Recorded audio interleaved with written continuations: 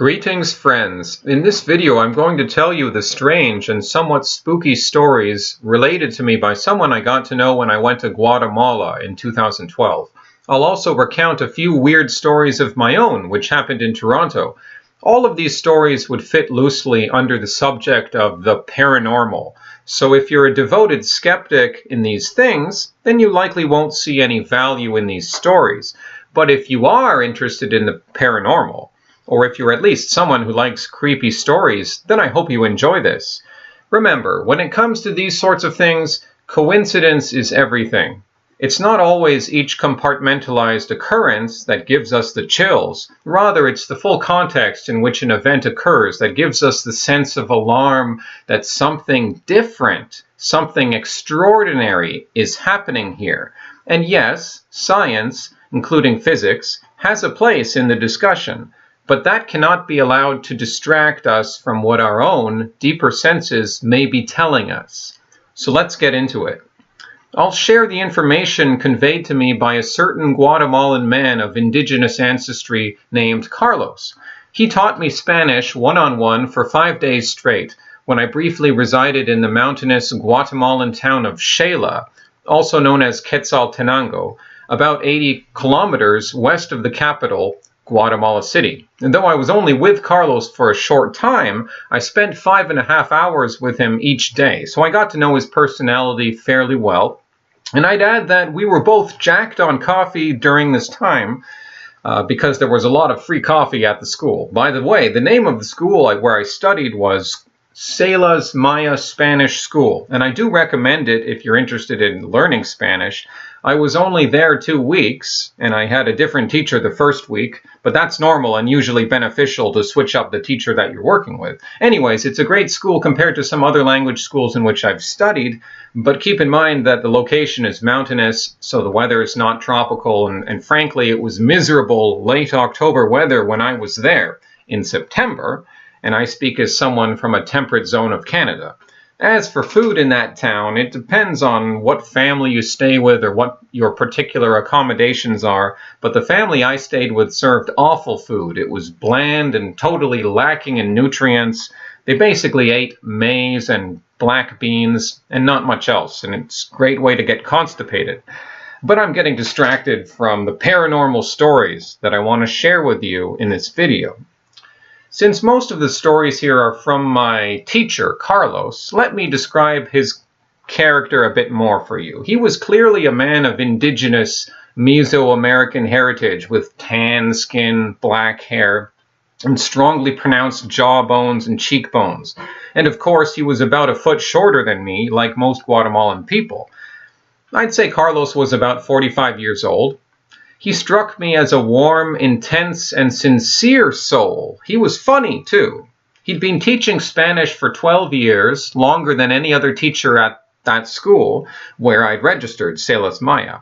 The other teachers there referred to Carlos as a, quote, super chivo. And so I'll say a bit about that. Carlos said to me, quote, I am super chivo. He sounded both proud of this fact and also humorous of it. Or about it. And then he asked me, he said, you know the meaning of the term chivo, yes? And I said, it's a goat, right? Isn't it a goat? And he said, yes, it's a mountain goat. We have many of them in Guatemala, especially around Xela. In the past, the wool from these animals made for a prosperous industry. So this animal continues to be a symbol of local pride. But that is only a small part of the meaning of super chivo. I guess I never found out the full meaning because I don't have any notes about it. So that was Carlos's character. Did I trust him?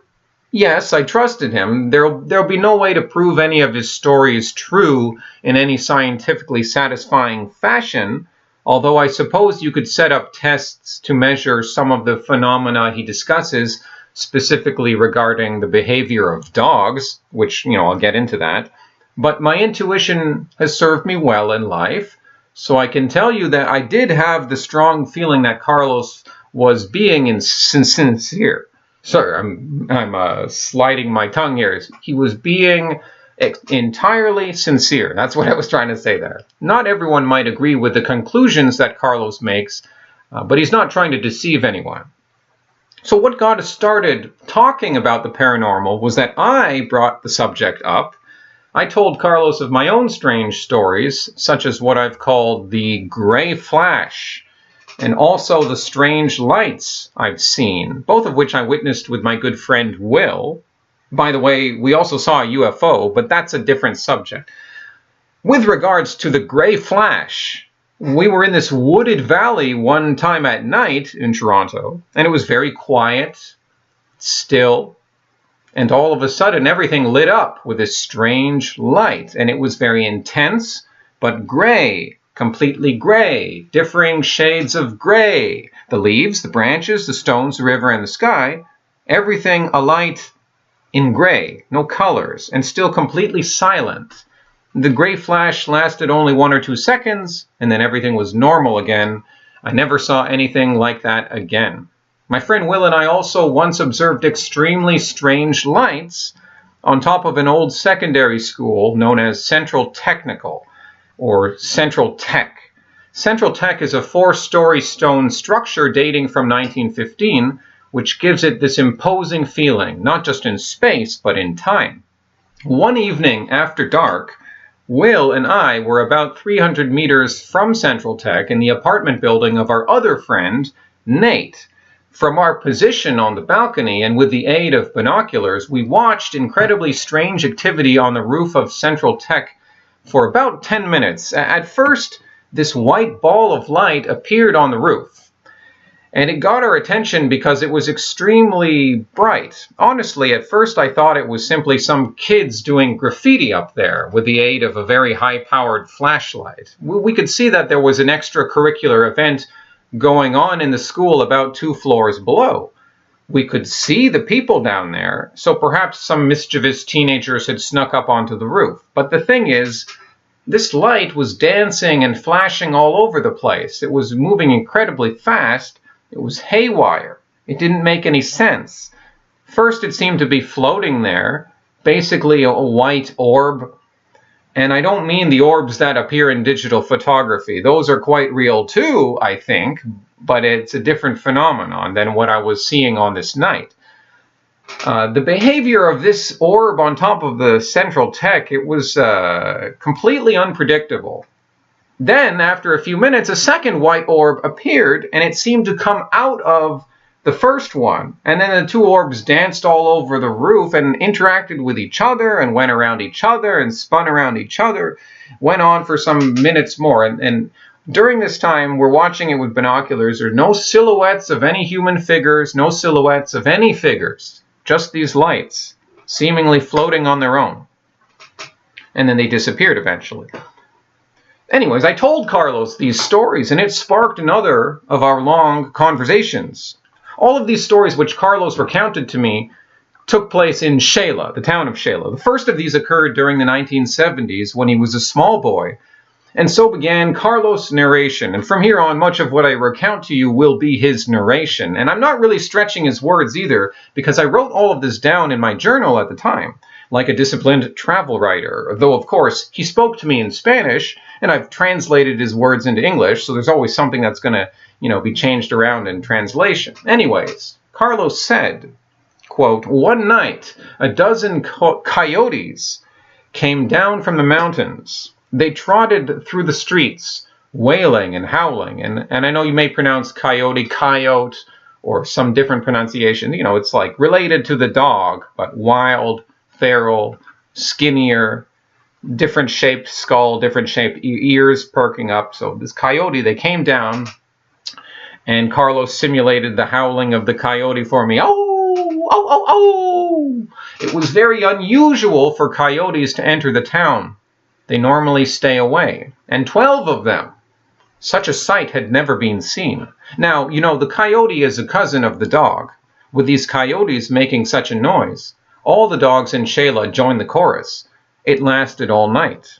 Many people complained. "Dumb animals," they said, but my grandmother was very worried.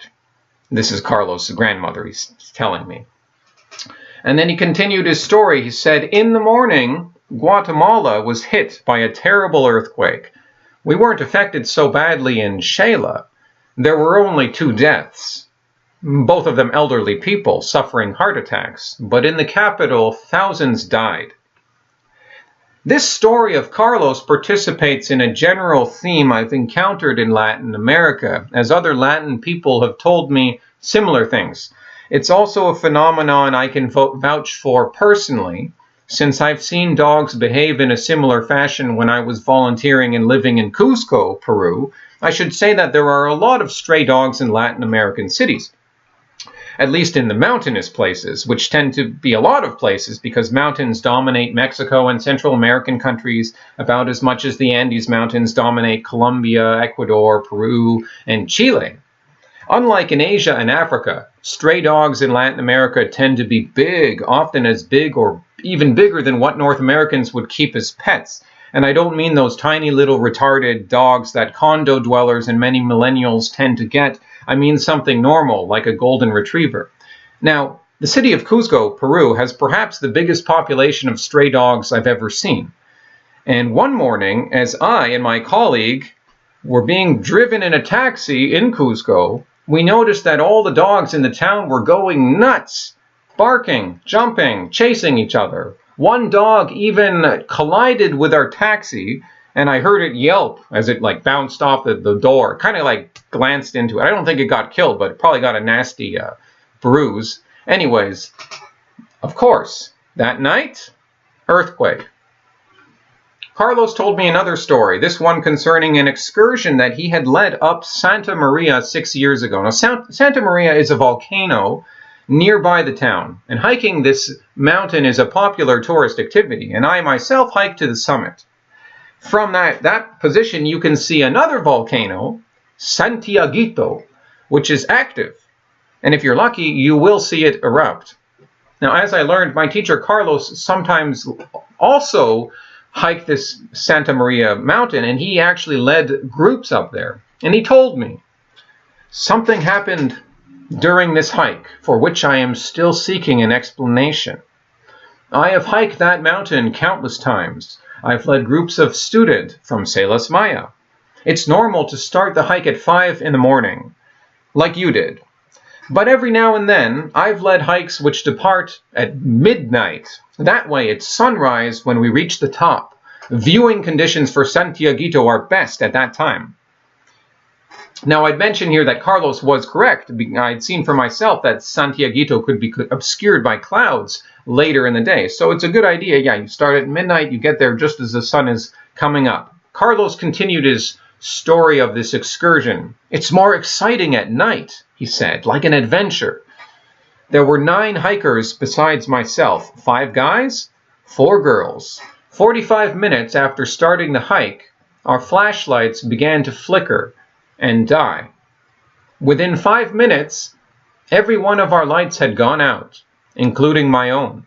We were in thick darkness.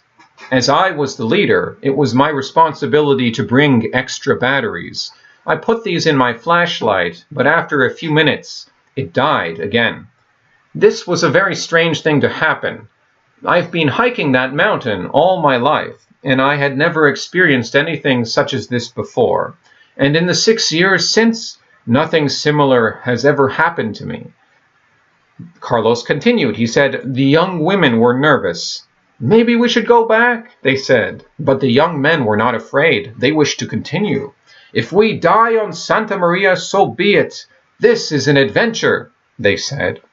And to be honest, Carlos related to me, to be honest, I felt real fear, but I was the leader. I did not let my fear show. I put it to a vote whether we should continue, and it passed by 1 vote. All the men voted yes. And I remarked to Carlos in the midst of his story, I said, oh, it must have been very difficult in the dark. And Carlos said, yes, we had to be careful.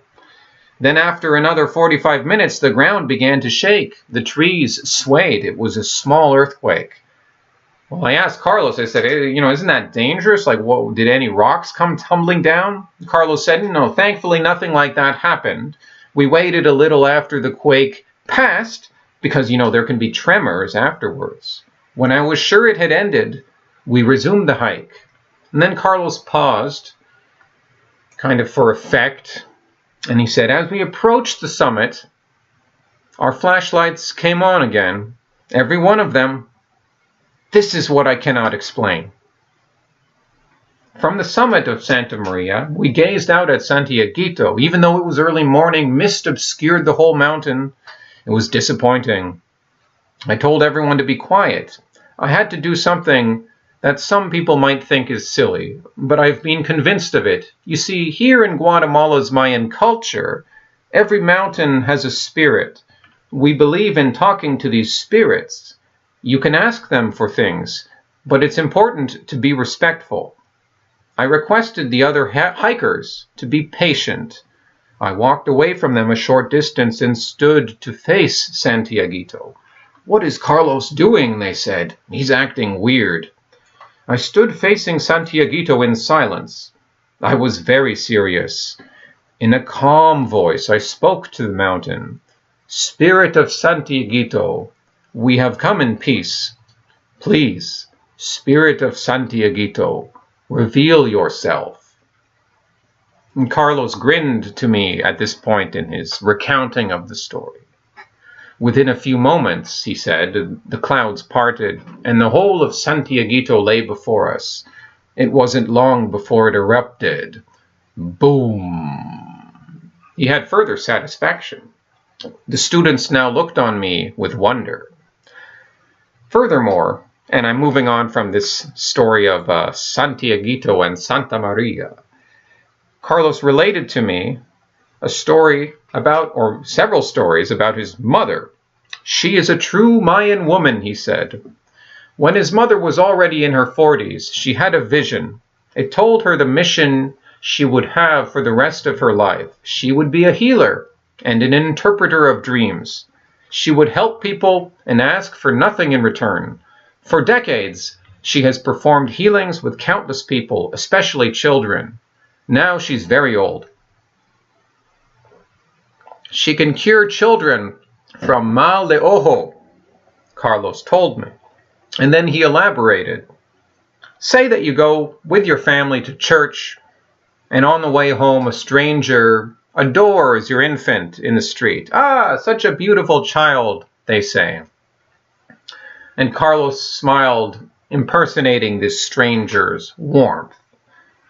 And then he said, "But this person is full of hate. As soon as you get home, the child is in serious distress, crying, screaming. Nothing you can do can soothe this child. It's been bewitched.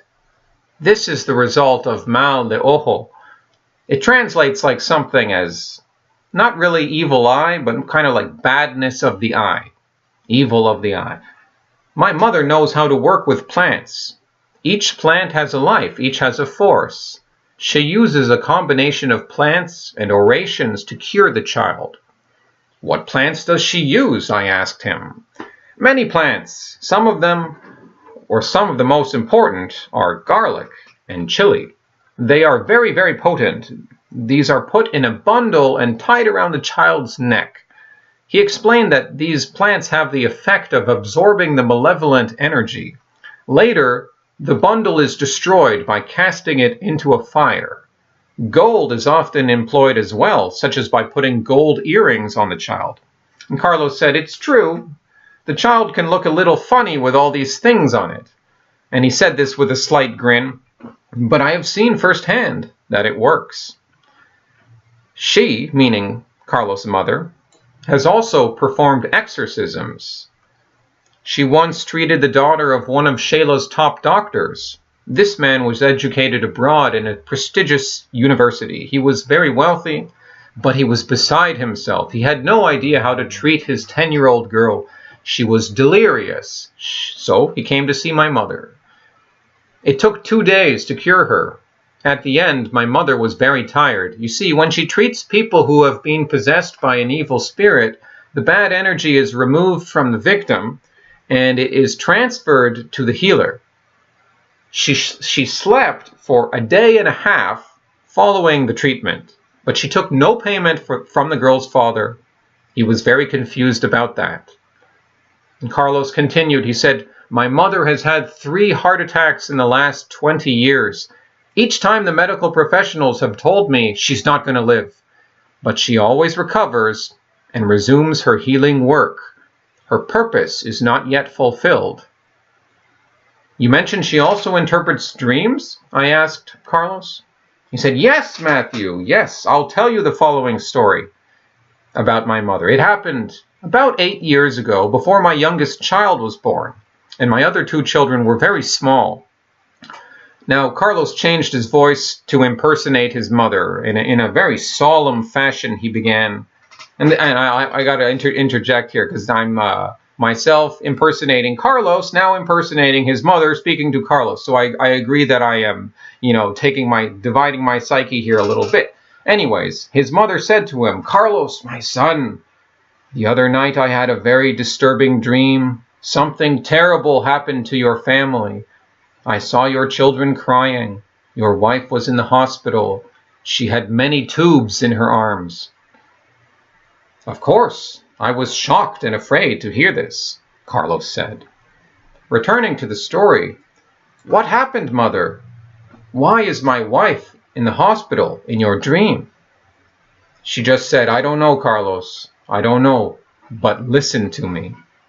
Carlos looked me in the eyes as he spoke, and at this point in his recounting of the story, it was kind of as though I had become him and he had taken on the role of his mother in a weird fashion. And he said, be careful. Be very careful this time.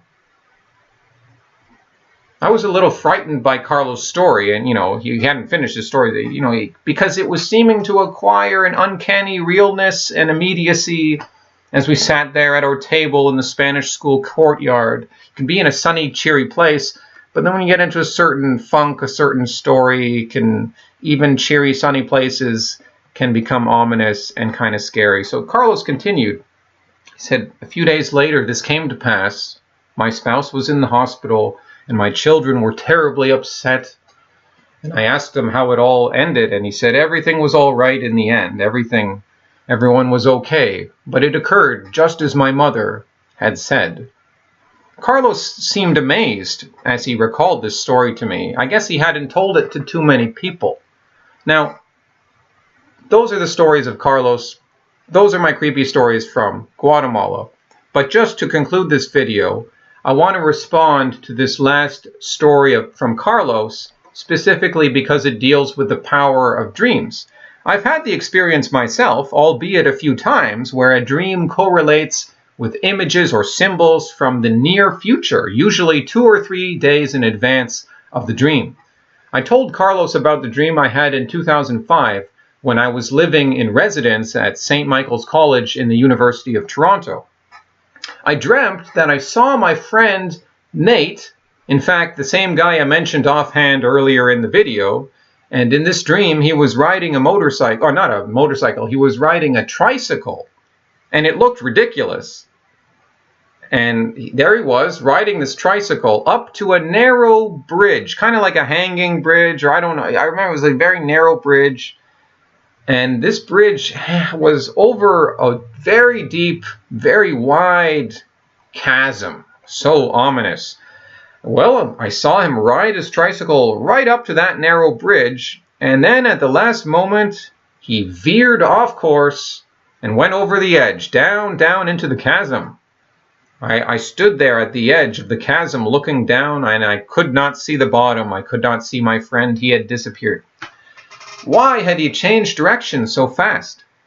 It really startled me, even in the dream, startled me. I remembered it very clearly the next morning, and in fact, the next morning, in waking reality, back to reality here, I was sitting in the meal hall of this St. Michael's College, having breakfast, and my friend Nate, very same Nate who appeared in my dream, he was sitting in the right across the table from me, and I hadn't told him of that dream yet.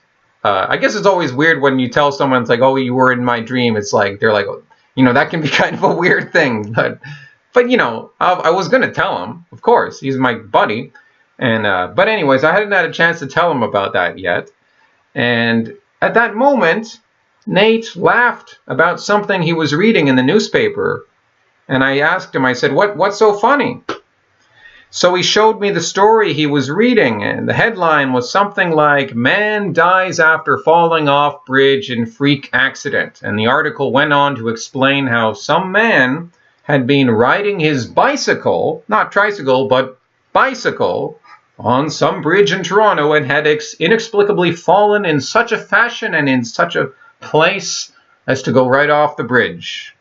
And that's all I have to say for now. Hasta luego, amigos.